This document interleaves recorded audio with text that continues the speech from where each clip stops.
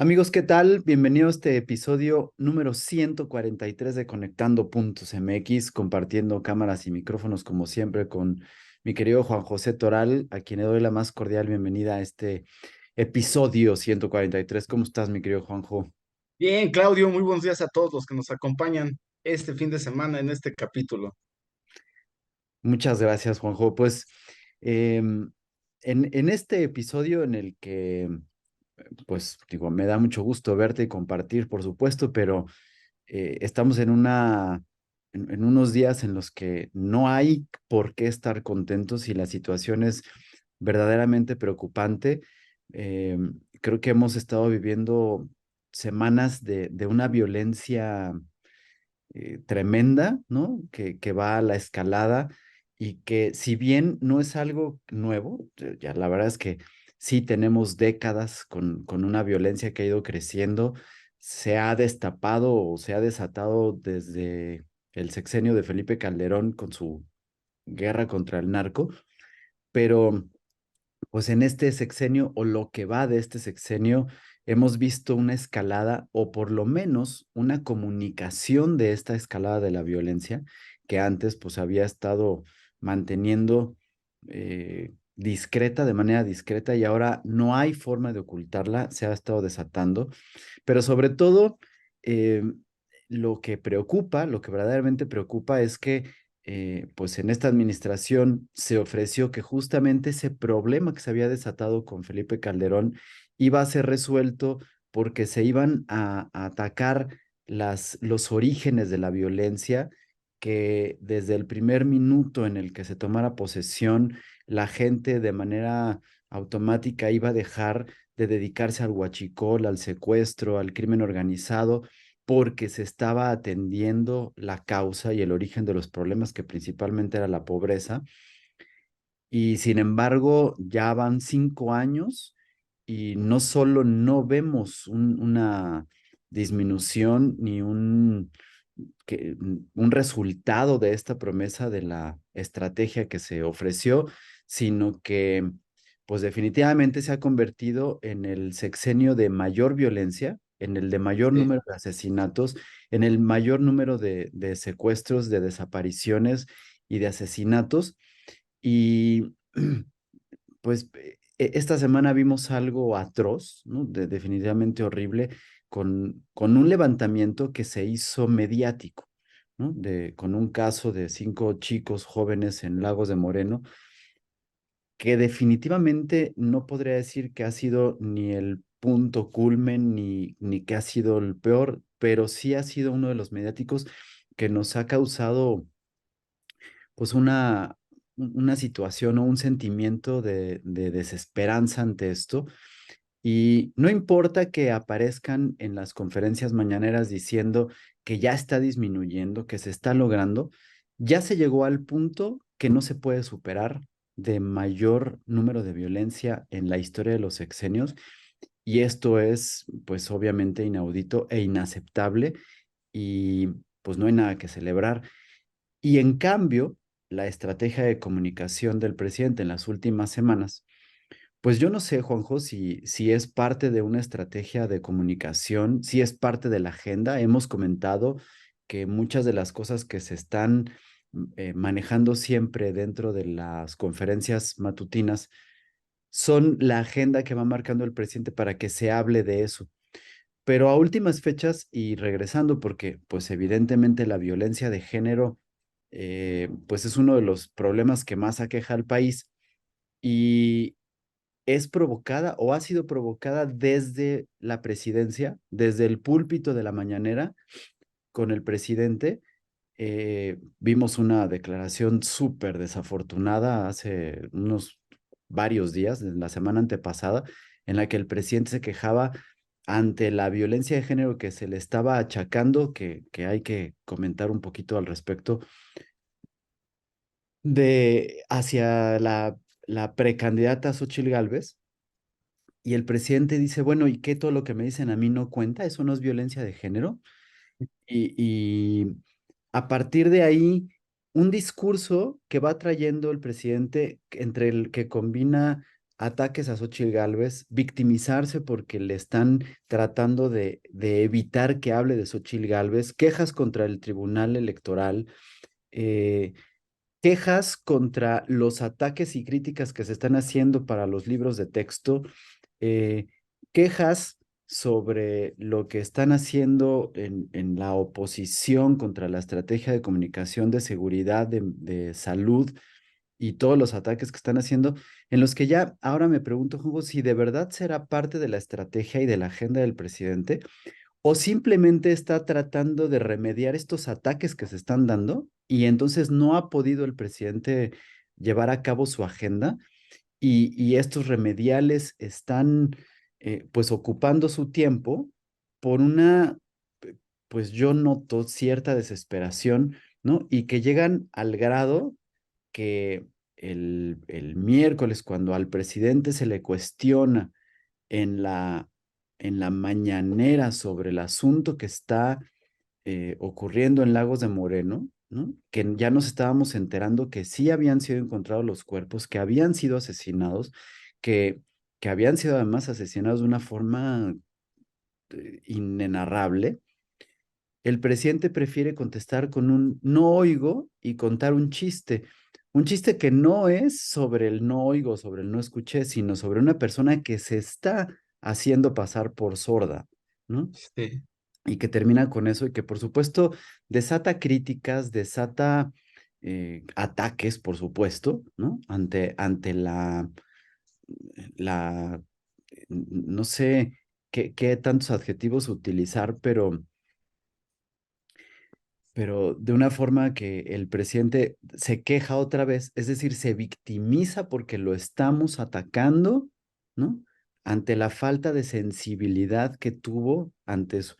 Y a pesar de eso, no es capaz de reconocer que hubo el ataque y de dar sus condolencias y nada. Es decir, pareciera que no está pasando nada, que solo está llevando y, y este asunto, y lo voy a dar por hecho que no es parte de la agenda, sino estos remediales del presidente han estado haciendo que se pase el tiempo y que parece que lo que a él le está interesando que es, por supuesto, lo electoral, tampoco le está funcionando, ¿no? Y entonces ya vemos una ruptura hacia adentro del partido con las corcholatas y los medios de comunicación afines al presidente, llámese cuentas de Twitter y de YouTube, ahora se están volcando en ataques contra la corcholata que ocupaba la Secretaría de Relaciones, el canciller, y que era quien apagaba los incendios del presidente.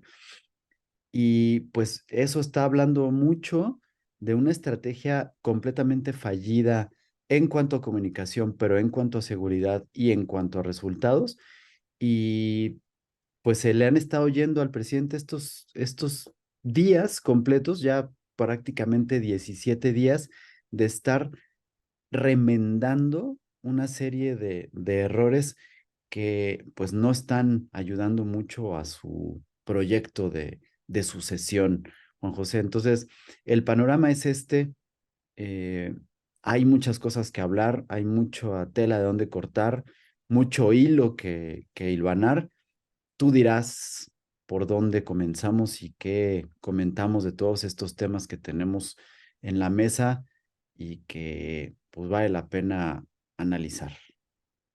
Pues mira, todos los temas que comentas son muy importantes para el ambiente y el clima político, pero sin embargo, Claudio, a mí me gustaría iniciar por lo que es la violencia y me gustaría iniciar por esto porque me llama la atención cómo parecería que el mexicano está anestesiado ante el dolor, ante hechos que cada vez se vuelven más violentos. Y esto lo comento porque llevamos 3 semanas, Claudio. Esperemos que esta semana se corte ese tipo de noticias, donde mm, si no fuera por las redes sociales, no nos enteraríamos de lo que sucede día a día en este país. Y esto no quiere decir que, que no exista este tipo de violencia. El problema aquí es que parecería que nos van llevando la información en una forma creciente. Y lo digo así, hace 3 semanas vimos como una persona eh, que se dedicaba a las artes marciales llega y golpea a un niño de 15 años de una manera brutal y de una manera que ponía de alguna manera en riesgo su vida y su salud. Posteriormente vemos como aquí en la ciudad de León, vemos a una mujer caminando y atrás de él un sujeto y este sujeto eh, atenta contra la vida. El video en sí también es fuerte, pero cuando creemos que en la vida social que llevamos los mexicanos del día a día, pues ya vimos todo, vimos este video, como bien lo comentas tú, inenarrable, de los chicos que levantan en Lagos de Moreno, y son chicos menores de 21 años o entre 19 y 20 y tantos años, y lo que vemos ahí es en sí el reflejo, Claudio, yo, de una estrategia mal manejada que si bien comentas tú, la violencia la vivimos, pues seguramente dirán la mayoría que a raíz de la guerra que inició Felipe Calderón, pero, pero al final, Claudio, las redes sociales nos indican qué tan cruda es esta realidad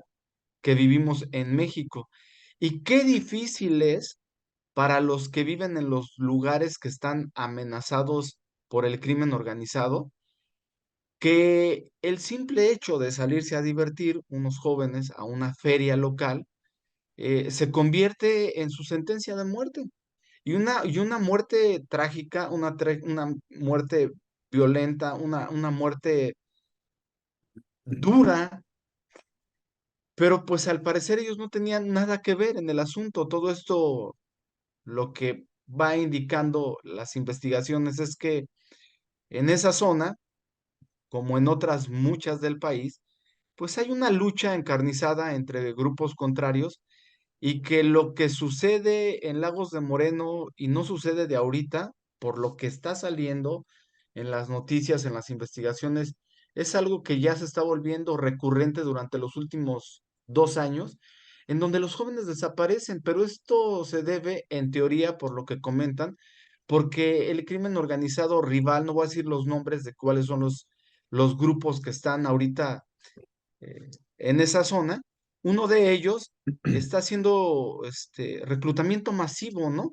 Para entrenarlos. Y también nos enteramos que dentro del entrenamiento que les hacen, pues es un entrenamiento violento físico y psicológicamente. Vemos también, por ejemplo, que las 3 ciudades o las 3 zonas más importantes de Guerrero, pues están en la misma situación. En el caso, por ejemplo, de Tasco, que ya en sí el crimen organizado fue quien puso al candidato ganador y que en sí en Tasco Guerrero, y esto lo podemos ver en una cápsula de Héctor de Mauleón para Latinos, en donde te dicen que el crimen organizado ya es el que controla el negocio casi total de esa localidad.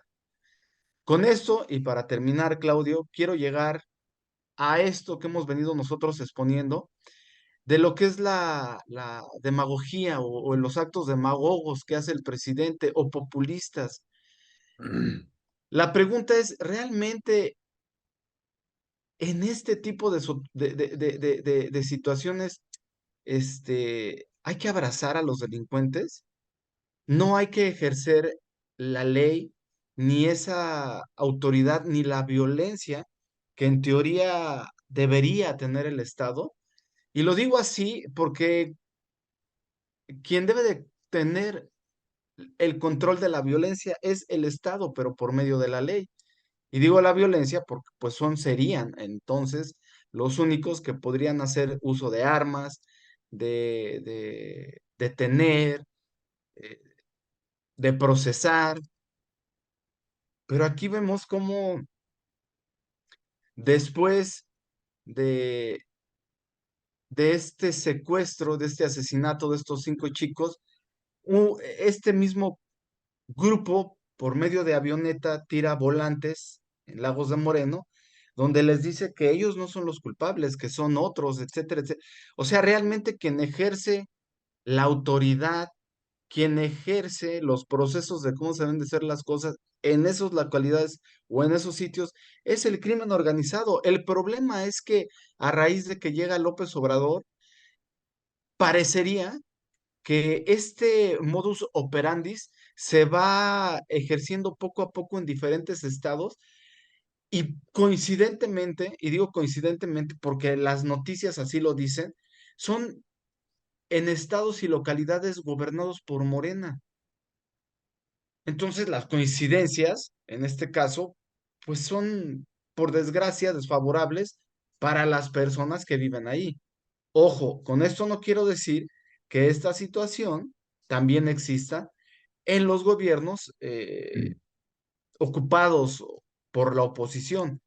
Sin embargo, es evidente que esta situación, como bien dices, Claudio, no va decreciendo, sino al contrario, cada vez lo vemos y son más evidentes por las redes sociales. Simplemente, para no ir tan lejos, el día de ayer vemos en redes sociales un video de Cajeme, Sonora, donde un señor entra, el contexto no lo conozco, a una carnicería, se hace de palabras con una chica, se ve que a esta persona de 70 años lo sacan y, y la noticia indica que este señor fue a su domicilio por un arma de fuego, regresó y asesinó a esta mujer.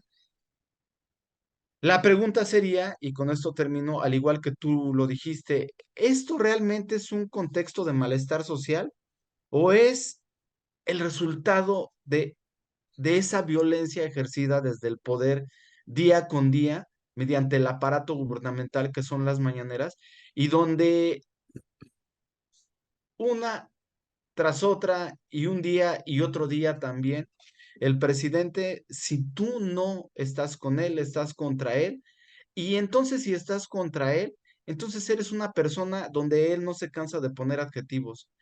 Lo que está pasando en el país, quisiera yo pensar, Claudio, es esa parte de deshumanización que estamos viviendo, pero abonada por la falta de gobernabilidad, por la falta de hacer valer la ley como se debe de hacer. Un dato alarmante, Claudio, es que el 98% de los casos de homicidios dolosos en la Ciudad de México quedan impunes.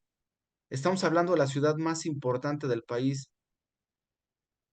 Si en la ciudad más importante del país, donde hay estructuras, hay inteligencia, hay de alguna manera una organización que puede llevar a cabo bien la ley, ¿qué pasará en lugares donde no existe ni el mínimo de elementos que cuiden a sus ciudadanos? Eso es lo que nos deberíamos de preocupar y eso es lo que nos deberíamos de preguntar. O sea, ¿qué va a pasar? El presidente ya se va. Y para abonar a lo que dices, sí, se le ve desesperado, sabe que su tiempo está llegando y sabe para pasar a otro tema, después de lo que tú comentes, sabe que lo que parecía algo terso, la transición, se está convirtiendo en algo que también se le está saliendo de las manos. Entonces, ¿de qué nos sirve saber en esta semana que la pobreza bajó muy bien, está perfecto? ¿De qué nos sirve saber que se sigue rompiendo récords de, de remesas cuando también sabemos que el crimen organizado está involucrado en eso? Lo que buscaríamos y lo que nos generaría mucho más beneficios a México como ciudadanos y como país sería el que la seguridad sí se percibiera en el día a día, Claudio. Sí, Juanjo, y este asunto de la seguridad definitivamente es justamente la muestra de que toda la estrategia y todo el discurso que ha venido abanderando a la cuarta transformación desde antes de que tomara posesión no está funcionando, ¿no? Porque el mismo presidente siempre ha dicho que a la inseguridad se le iba a combatir con abrazos, no balazos, porque iba a atender la causa de origen, que era justamente la pobreza. Ujú. Y el presidente presume de haber acabado con la pobreza porque la gente tiene mayores ingresos gracias a sus programas del bienestar. Luego entonces debería de haber disminuido la inseguridad y lo único que hemos visto en los mismos números publicados por la presidencia es que va en aumento. Entonces, la estrategia es fallida y no se están atendiendo las causas. Y hay que entender varias cosas antes de hablar del asunto de la violencia ejercida desde la mañanera, porque eh, la semana pasada se publica un estudio que habla sobre la situación que principalmente tiene que ver con la pobreza en nuestro país. Y se centra y presume y celebra y aplaude el presidente que en una de estos rubros se está diciendo que el ingreso por familia a partir de este sexenio, por supuesto, pero en estos últimos meses, se ha incrementado, ¿no? De ahí que la señora Vilchis, la semana antepasada, ya habíamos platicado, dice que habíamos tenido un ingreso promedio de las familias de 63,000 pesos, gracias a que este estudio estaba diciendo que hay un aumento en los ingresos, ¿no? Lo que no menciona el presidente es que este mismísimo estudio también está hablando de cómo ha habido una pérdida en el acceso a ciertos servicios, entre los cuales destaca, por supuesto, el de la salud, que es uno de los más importantes. Y sin embargo, la gente tiene que atender su salud. Y entonces, cuando hay un ingreso mayor en cuestión económica, es decir, antes ganaban 3,000 pesos, hoy ganan 6,000, vamos a poner así en números cerrados y supuestos, eh, pero antes tenían acceso a los servicios gratuitos de salud y entonces pues esos 3,000 pesos les pueden alcanzar para tener pues lo que fuera. Hoy con esos 6,000 pesos podríamos decir, bueno, pues es que tienen el doble, entonces podrán acceder a mayor cosas, pero no es así. Porque de esos 6,000 pesos ahora, lo que no estaba antes contemplado, tienen que destinar mucha parte de ese dinero a, a pagar servicios de salud no públicos, porque los servicios Sí, sí, públicos no están disponibles, sí, porque no hay medicamentos, porque no hay citas, porque no hay una atención médica correcta. Y entonces, no solo quedan, digamos que antes, como antes con esos 3,000 pesos, sino que quedan con menos dinero, ¿no? Porque los servicios de salud, pues finalmente son más caros. No hablemos igual de cuestiones de educación, ¿no? Que está sucediendo más o menos lo mismo. sí, Y entonces, pues ahí a niveles internacionales se considera que la pobreza no solamente se debe de medir con la cantidad de ingresos que puede tener una familia, sino con la cantidad de servicios a los que puede acceder de forma pública. Y entonces, cuando resulta que de 5 indicadores que deben de decir que hay de la pobreza, 4 aumentaron la pobreza y uno la disminuyó. ¿Y qué es el que están presumiendo y diciendo? De los otros 4, lo único que están ocasionando es que esta sensación de abandono, de despojo y de incertidumbre que está ocasionando que no haya acceso a la seguridad y a la salud, que son los más importantes. En tercer lugar, a la educación. Y en cuarto, la relación de cuánto voy a gastarme en lo que necesito con relación a lo que estoy ingresando, es decir, esto que conocemos como el aumento de precios, que no es otra cosa más que la inflación. eh, Ninguna de estos 4 están solventando ni paliando la pobreza, pues empiezan a generar una sensación de desesperación en la gente, que sí o sí, ¿no? Y esto está comprobado a nivel social, comunitario, se convierte en una violencia que puede ser en una intolerancia, en un aumento de discusiones, de encuentros verbales, de, de una exacerbada mecha corta, ¿no? Que eso lo entendemos todos aquí, que es cuando, pues ahora ante tal vez un pitido del coche, del claxon en el tráfico, se desata un enfrentamiento que puede llegar a los golpes, o en un empujón en el metro, en el transporte público o en el mercado, se puede convertir también en un intercambio violento, o hasta el hecho de que una persona le pida a un cliente que se forme, se desate en una golpiza, ¿no? Y en todas estas cosas que hemos estado viendo, ¿no? Algunos que tienen que ver con este asunto de desesperación social, pero que también parte de una polarización que se está dando desde la mañanera, todos los días, y que tiene que ver con la sensación de despojo que están teniendo y de la imposibilidad de enfrentar la pobreza como se tiene que estar enfrentando, porque no hay con qué atenderla, ¿no? Y empiezan a haber carencias de muchos tipos, mientras el presidente presume y está diciendo que, pues, que ya va a llegar, que ya vamos a tener, que ahora sí, que, ¿no? Y este tipo de cosas que la gente no la está viendo, ¿no?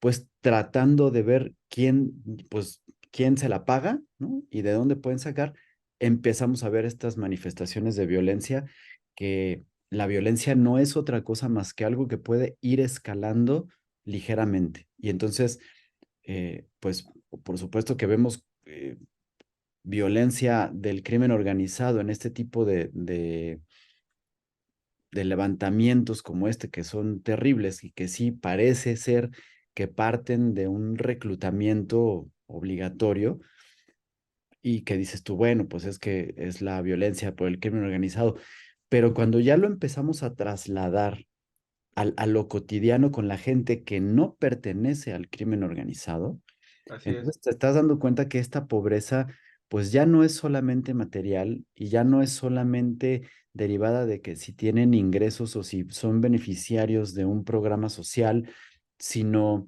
que es una pobreza que principalmente viene pues del espíritu, ¿no? De esta moralidad que tanto presume tener en la Cuarta Transformación, pero que no están promoviendo entre sus seguidores, sino que por el contrario están alentando a una violencia hacia lo que el presidente ha estado dibujando durante 5 años como la figura culpable de que exista esa violencia. Y entonces este levantamiento contra el que es empresario, contra el que tiene, contra el que gana dinero, contra el que ofrece empleos, contra el que sí genera riqueza, empieza a convertirse cada vez más fuerte, y pues puede terminar en bueno, ya lo estamos viendo, ¿no? Durante todo el tiempo, porque pues si se fijan, estas violencias son contra el que está representando la autoridad, ¿no? Contra el que despacha, el que tiene, el que da, el que brinda, ¿no? O sea, esta violencia se está dando de esta forma, lo cual, pues por supuesto, hay que atenderlo, y parte de este discurso que está generándose en la mañanera todos los días, Juan José. Y aquí ahorita hago una pausa para escucharte, y ahondamos ahorita un poquito en eso, porque pues también hay una retórica ahí que no creo que se valga, y que hay que analizar y mencionar para que lo tengamos en cuenta todos. Pues simplemente para abonar es traer a la mesa cuando el presidente acusó a los papás de los niños de cáncer que eran alborotadores, cuando le levantó las vallas a las feministas, cuando en las mañaneras no se cansa de burlarse de las masacres en el país, cuando nunca lo vimos en el lugar de sitio y mucho menos con las familias de la tragedia de la línea 12, cuando él prometió a los papás a los padres de los estudiantes de Ayotzinapa, ayudarlos ahora.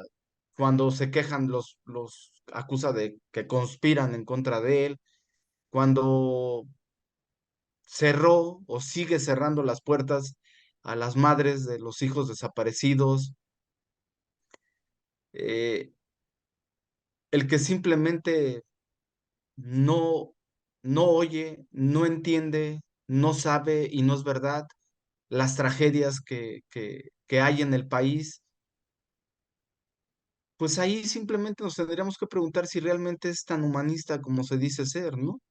Él se compara con Jesucristo, todavía unos días atrás decía cómo se vestían atrás con sandalias y de una forma muy austera, pues que le digan al presidente que así se vestía en esa época. Entonces, para este tema, pues no hay nada más que agregar, porque tampoco quisiera yo escucharme, como siempre nos acusan, de tendenciosos. Los datos que di son datos reales, son datos que no quisiera yo poner en la mesa, pero son datos y hechos que sucedieron. Yo preguntaría aquí a los que siguen a López Obrador, ¿por qué ellos creen o deberían de seguirle creyendo al presidente? Y solamente ya ahí caigo al terreno del fanatismo y en el fanatismo pues sí pierdes el contexto, pierdes la conciencia, pierdes la realidad y te basas simplemente en la figura que representa a esa persona. Pero ellos no se dan cuenta, Claudio, y digo ellos porque también se me hace creíble que en algún momento cualquiera de nosotros caigamos también en ese terreno tan delicado, que es que cuando menos piensas también te vuelves agresivo, te empiezas a volver agresivo en tu forma de hablar, en tu forma de expresarte, en las redes sociales, y creo que eso es, al final y al cabo, lo que va a sellar este tipo de gobierno. Yo te lo juro, Claudio, desde que tengo uso de razón y mi recuerdo da perfectamente claridad desde López Portillo para acá. Antes de López Portillo no podría decírtelo porque no lo tengo claro. Lo sé por lecturas, pero sin lugar a dudas lo que va a caracterizar a este gobierno es la polarización. Eso te lo puedo asegurar. No sé, la historia nos dirá eh, en los hechos, en frío y en números, pues qué tanto hizo este presidente o no. Pero eso se lo dejaremos a los analistas, especialistas en ese ramo. Sin embargo, como ciudadano, bien lo dices, día con día, su estrategia es dividirnos como mexicanos, Claudio. Y a eso, Juanjo, vamos a hilar un poquito a una de las cuestiones que ha estado el presidente alegando y alentando este discurso de, pues, de odio que trae de, pues, ya de hace bastante tiempo. Solo que aquí, aquí veo algo con tirabuzón, Juanjo, que sí definitivamente, lo voy a decir así, tiene que ver con una estrategia, ¿no? Aunque te digo, pareciera que fueran remediales, porque se está tratando de salir, pero en este caso hay que mencionar algo. Primero, hay que recordar que el presidente comenzó a atacar a Xochitl Gálvez hace unas semanas cuando, pues de la nada, porque la realidad es que fue de la nada, tuvo un impulso tremendo y se coló a la lista de precandidatos por el Frente Amplio por México Ujú. cuando su plan no era estar ahí. Y este brinco de popularidad y de posibilidad pues no le gustó nada al presidente y se ha dedicado a estarla atacando, al grado que pues fue considerado como un ataque en términos de violencia política de género, ¿no? Es decir, es algo que está tipificado en la ley cuando por el hecho de ser mujer se ataca, y por supuesto que en el ámbito político, pues se da de una manera importante porque pues la realidad es que hoy por hoy, pues si tenemos 210 años de vida democrática en nuestro país, o por lo menos después de la colonia, eh, no hemos tenido una mujer presidente, ¿no? Y no hemos tenido mujeres en cargos lo suficientemente altos como para que se pueda considerar que hay una equidad, ¿no? Aunque tenemos mujeres ministras y hemos tenido diputadas, senadoras y una serie de cosas, no ha habido una figura que pueda hacerle justicia a la mujer en esto. Entonces, claro que se puede considerar un ataque a la mujer el hecho de que pues se hagan este tipo de comentarios como ha hecho el presidente, en los que descalifica a Xochitl primero y ante cualquier otra cosa por eso, por ser mujer, ¿no? Y entonces es una lucha que hemos venido arrastrando de años y de décadas. En uno de estos ataques que se denuncian, el Tribunal Electoral del INE, o sea, del propio INE, le dice al presidente que efectivamente eso es violencia política y que lo tiene que quitar. Y el presidente ante eso hace una serie de ataques que han durado, Juanjo, 2 semanas, más o Sí, menos, ¿no? Que en los que el presidente acusa y todo. Y todo su aparato de comunicación ha estado diciendo que cómo es posible que el tribunal, y ojo, porque aquí hay algo que es muy curioso y que es donde me llama mucho la atención, porque cuando se está hablando del tribunal electoral, si eres un organismo que depende del INE, o sea, que es parte del INE, y que además su titular me llama mucho la atención porque es un muy gran amigo del presidente, ¿no? sí, Eh, Sin embargo, cuando hablan del tribunal, el aparato de comunicación omite que es parte del INE y que es de su amigo, y entonces lo atacan o lo echan como si viniera de Norma Piña, de la ministra, ¿no? Es decir, ahí hay un asunto retórico que es muy curioso. Y acusan que están intentando callar al presidente, ¿no? Y que están tratando de censurar el derecho de libre expresión que tiene el presidente, ¿no? sí, Lo cual pues me parece muy simpático. Y hay que considerar que el presidente lleva 5 años haciendo todos los días una mañanera que dura más o menos entre 2 y 3 horas todos los días.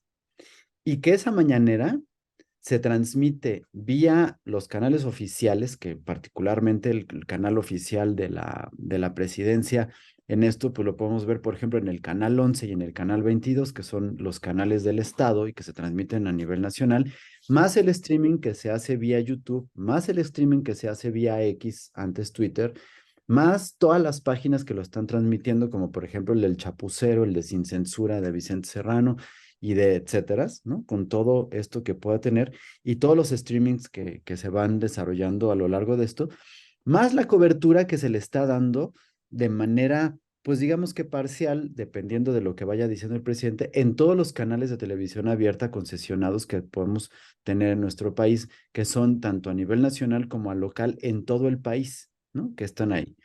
Más todo lo que en el aparato de comunicación que tiene Jesús Ramírez Cuevas le permite replicar todo lo que dice el presidente, ¿no? Es decir, hay, desde ese espacio que tiene toda esta cobertura que te estoy diciendo, Juan José,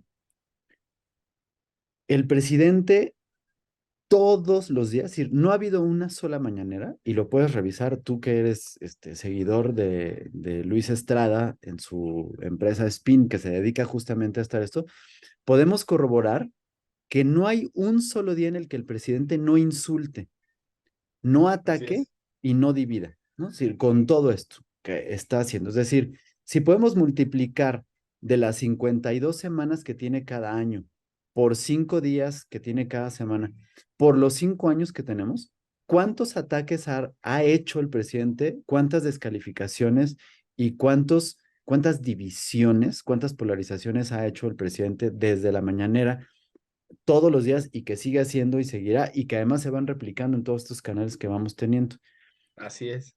Y por una indicación que se le está diciendo para Xochitl Gálvez, se está atacando bueno, más bien, se está queriendo decir que al presidente le quieren quitar su derecho de libre expresión, ¿no? Sí, Lo cual, por supuesto, es una retórica impresionante, ¿no? Porque no están, o sea, al presidente no se le está quitando su derecho de expresión, es el que más tiene y además lo está haciendo desde el poder y desde todo el aparato mediático que tienen. sí, Entonces, ojo, porque se quiere acusar a un tribunal que además es del amigo del presidente, de estarle queriendo tapar la boca cuando en realidad no es, pero además a ese poder que le está queriendo supuestamente tapar la boca, se le está queriendo echar la culpa a otro organismo que no tiene nada que ver. ¿Por qué? Bueno, pues porque nuevamente el presidente está tratando de construir un enemigo, ¿no? Como ha estado haciendo muchas otras veces, para que la gente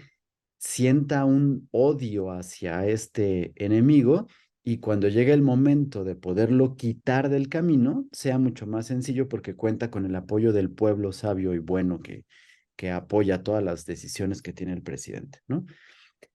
En ese contexto, ¿no? Nos estamos encontrando con situaciones que son ridículas como la del miércoles, en las que Lord Molecula de repente se para, ¿no?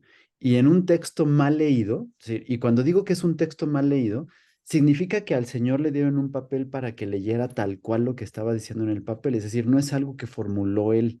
Sí, Si lo sí, sí. formuló él, entonces tenemos otro prófugo del ácido fólico, ¿no?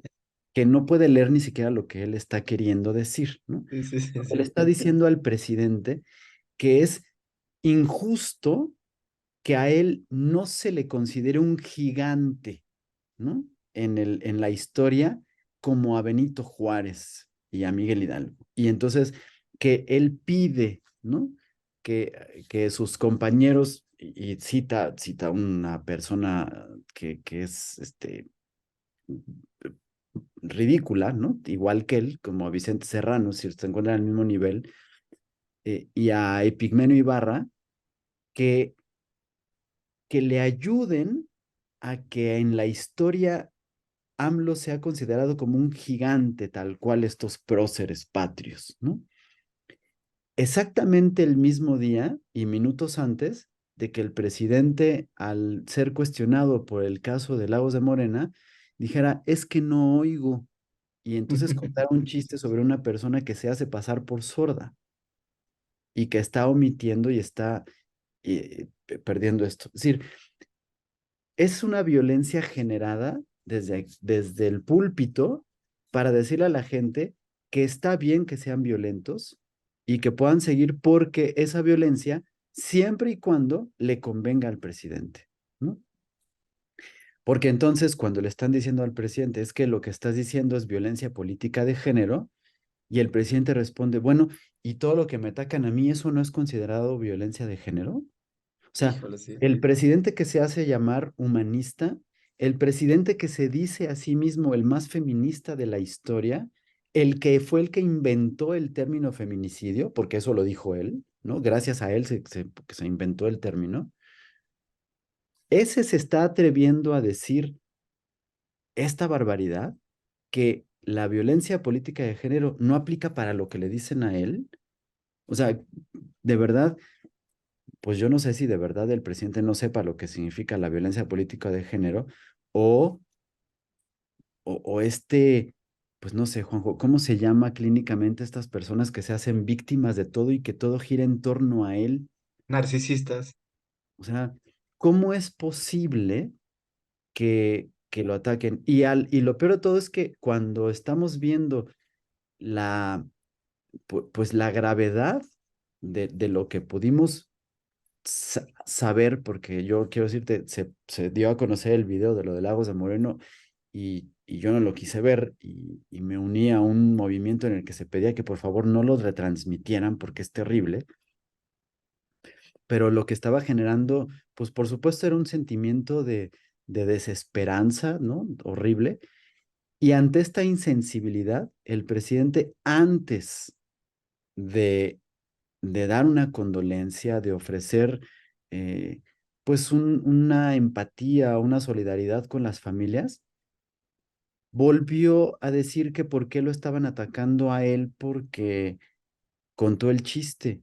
O sea, otra vez era yo. ¿Por qué tenemos un presidente narcisista que se hace la víctima ante todo antes de enfrentar la responsabilidad que tiene y que recibió hace 5 años cuando recibió la banda presidencial? ¿Por qué no podemos tener a alguien que se haga responsable de sus actos y y por supuesto de las funciones que tiene como ejecutivo?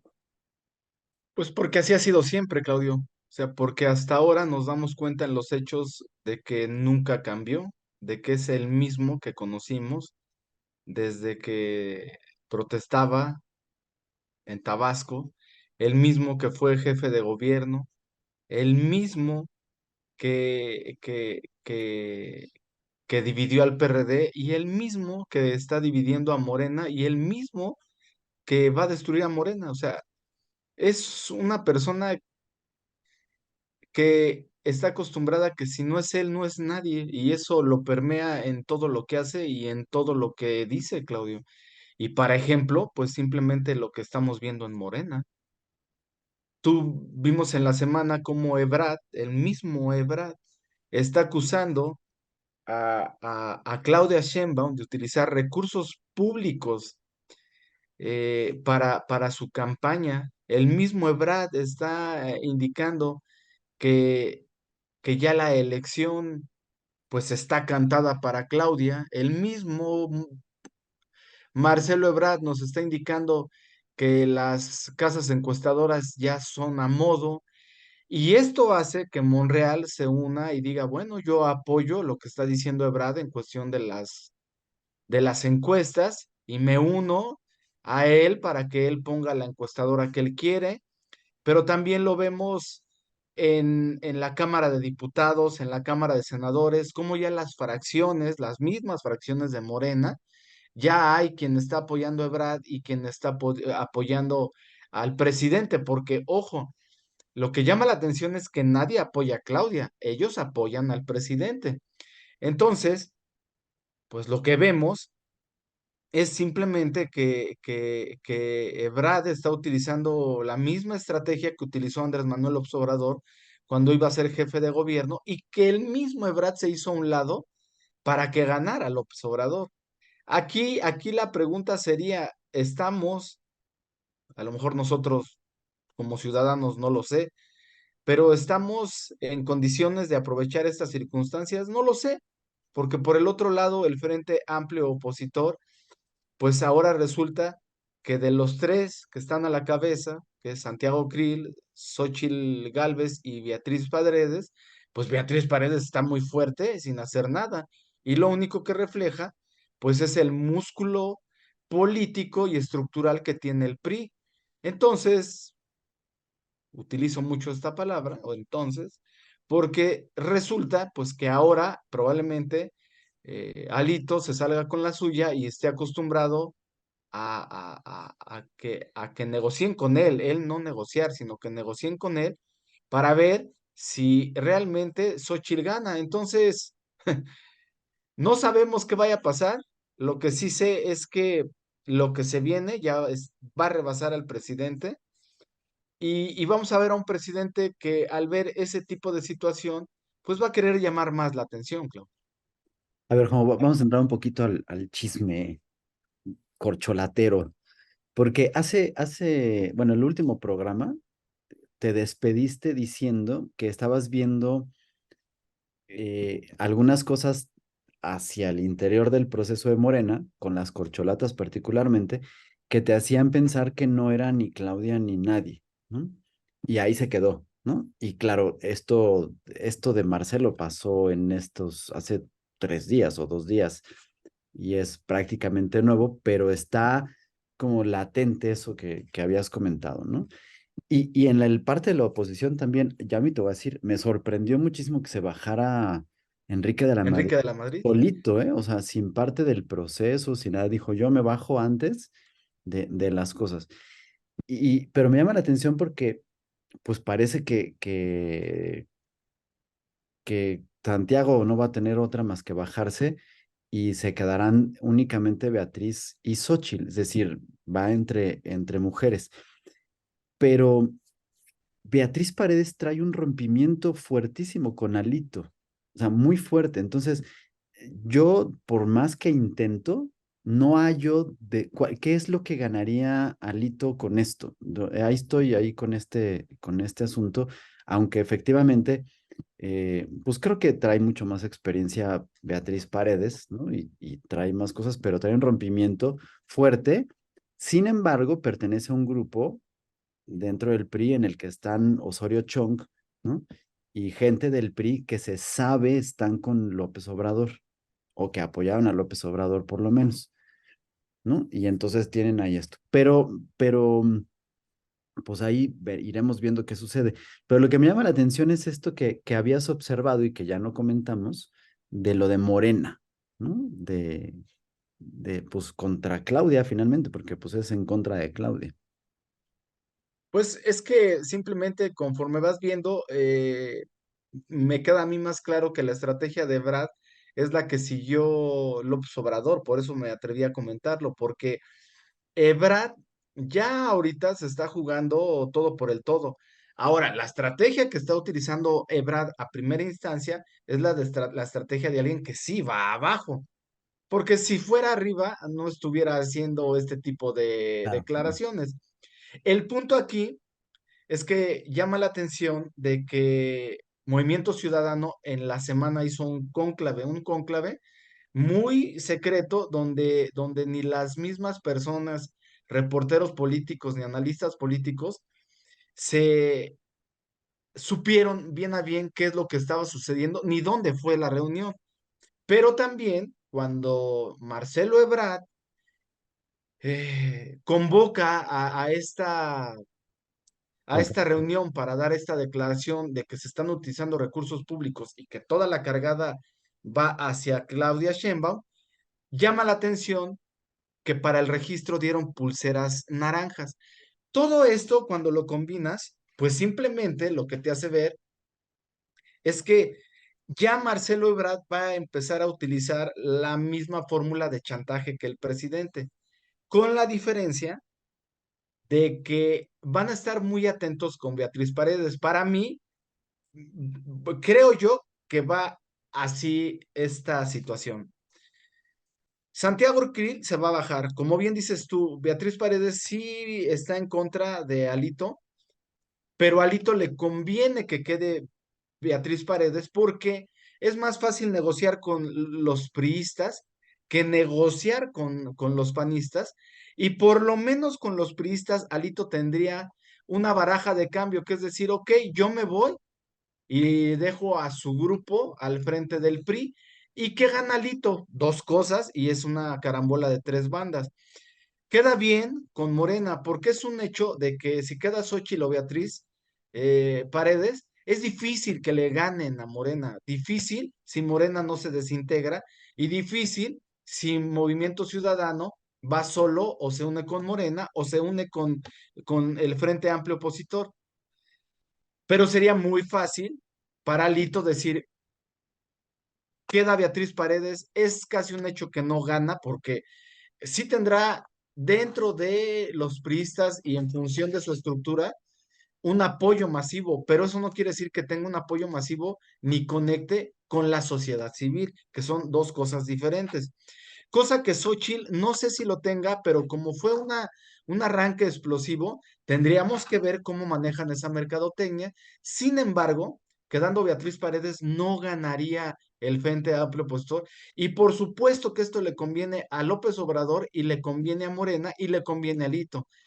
Por eso es que mi escenario en ese momento es como yo lo veo.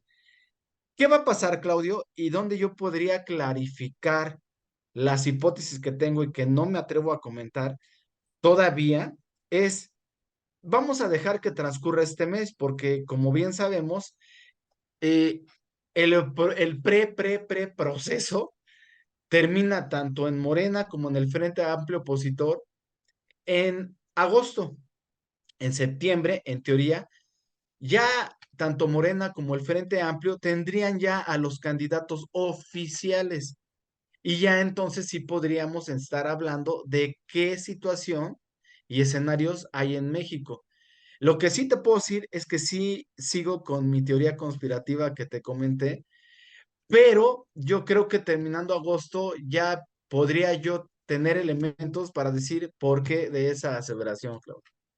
Pues habrá que esperar, Juanjo. Yo ahorita, así como lo estoy viendo, me da la impresión que el frente se va a deshacer y va Xóchitl por el PAN y Beatriz Párez por el PRI, y se va a romper porque pues trae mucho más. jale esta Xochitl, pero pues ya, eso sí, estamos muy acostumbrados en México a hacer futurismo Sí. y mejor no.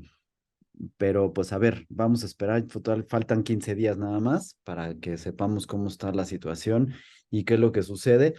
Lo que sí es una realidad y que hay que comentar y que no sé si de verdad sea una carta confiable, pero en Morena, principalmente Adán Augusto y Claudia, pero pues también un poquito Noroña y Manuel Velasco, no traen un proyecto propio, ¿no? Están replicando todo lo que diga el presidente y lo del presidente. Monreal no tengo la menor idea de qué está haciendo, o sea, no lo veo más que quejándose y ya, pero no veo que haga nada, pero así nada, absolutamente nada.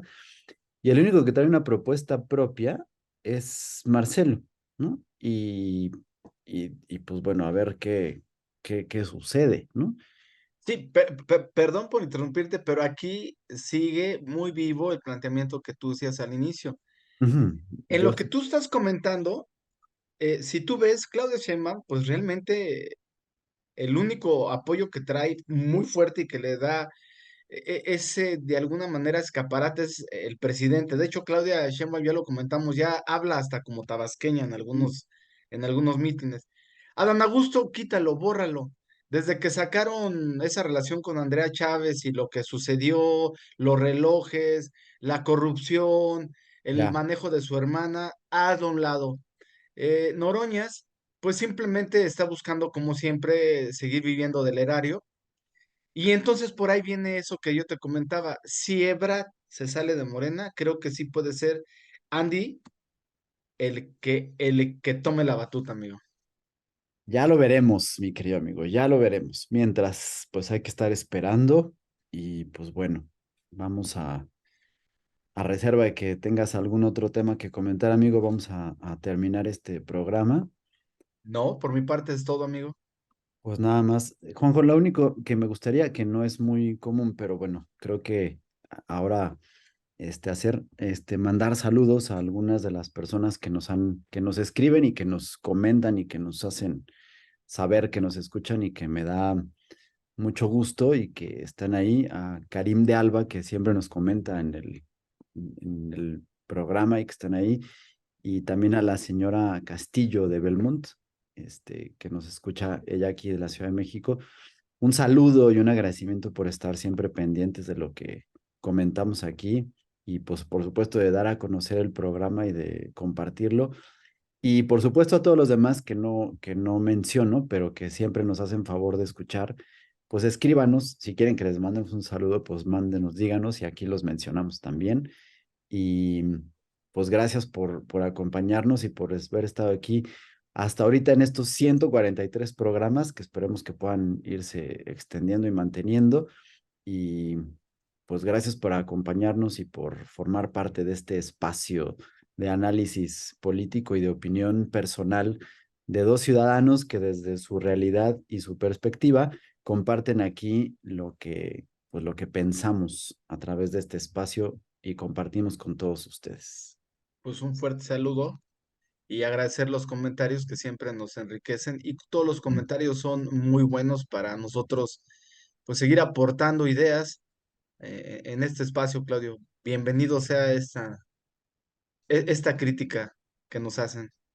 Así es. Pues bueno, mi querido Juanjo, pues si no hay más, entonces nos despedimos y nos vemos la próxima semana, si Dios quiere, y nos encontramos nuevamente en este espacio. Te agradezco mucho y pues hasta la próxima. Hasta la próxima, amigo. Buen día y buena semana para todos. Igualmente.